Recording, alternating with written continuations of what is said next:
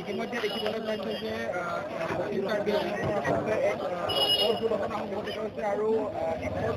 mobile আৰু মদ্যপানৰ বাবে এই বৰ্তমান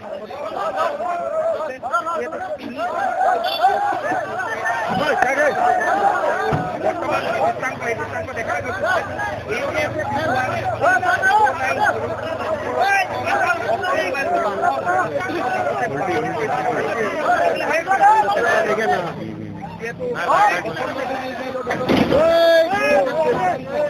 যিহেতু এখন টাটা মোবাইল বাহন আচলতে ৰাজনীতি ভাগৰি গৈছে আৰু মদ্যপানৰ বাবে আৰু জনাই গৈছো যিহেতু তিনিজনকৈ ব্যক্তি তিনিওজনকে সংকটজনক অৱস্থাত প্ৰেৰণ কৰিছে যিহেতু বৰপূজা বতৰত আৰু মদ্যপান কৰি